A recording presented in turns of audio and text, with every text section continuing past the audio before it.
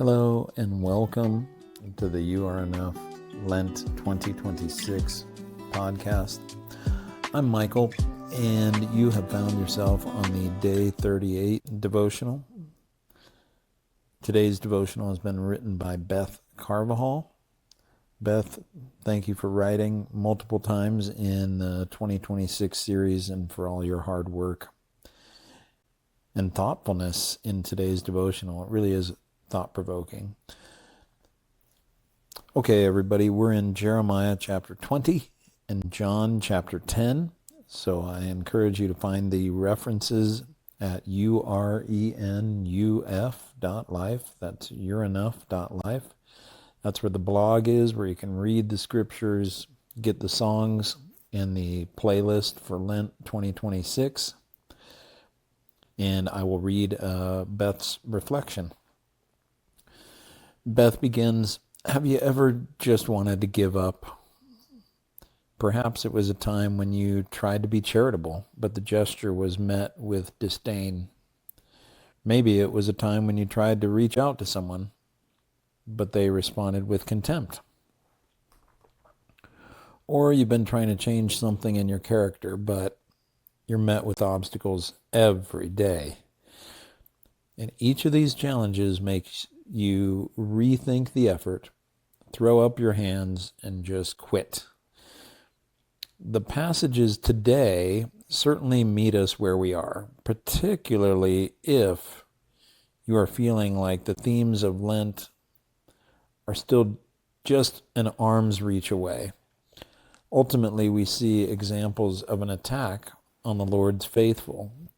We see protection of the Lord's faithful, and finally, the vindication of the Lord's faithful.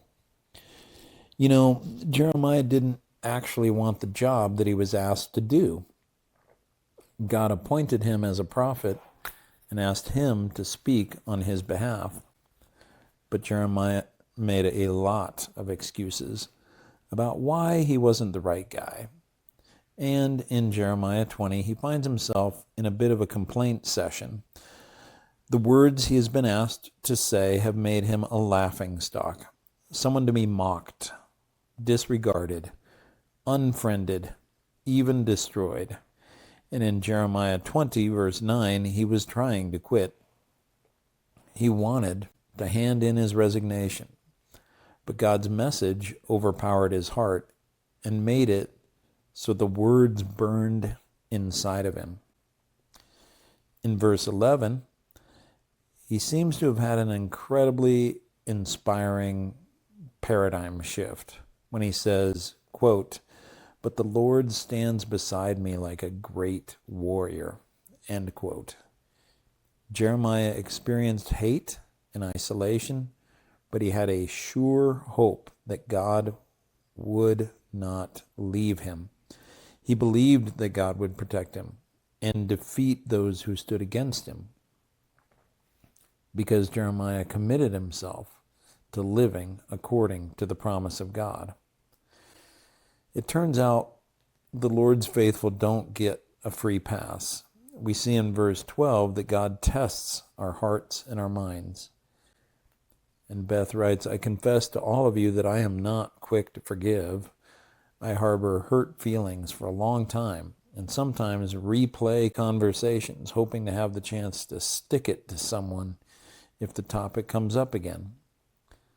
God makes it clear here through Jeremiah that he doesn't come through for me just because I call myself a Christian.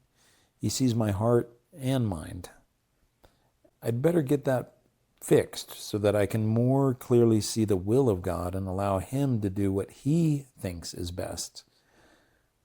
Let us allow God to decide the time, the place, and the measure with which he will protect us.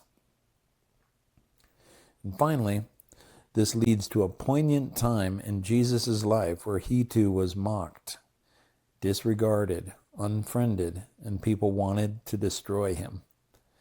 These were the same people who had witnessed miracles, been healed, been fed, and been seen. Sometimes we find ourselves suffering which I put in quotes because we will never suffer the way Jesus did at the hands of the very people we have tried to serve or help. Both Jeremiah and Jesus were provoked in our readings today, and we have a lot to learn from them. Jeremiah prayed a prayer of surrender. Jesus had the power to call down fire from heaven, but he did not use the power to fight against his enemies. He walked away. If God allows you to experience difficulties or a rupture in a relationship, know that it is because God knows that something good can come out of it. We learn more in moments of adversity than in moments of bliss. Cherish your moment of adversity. Know that there can be no crown if there wasn't first a cross. Thanks for joining us today on the podcast. I hope you enjoyed today's song. It's by one of my favorite artists. It's called By the Streams. That and all kinds of other content can be found at the hub for all of this youareenough.life content at the website youareenough.life. Thank you for tuning in, and we'll see you tomorrow.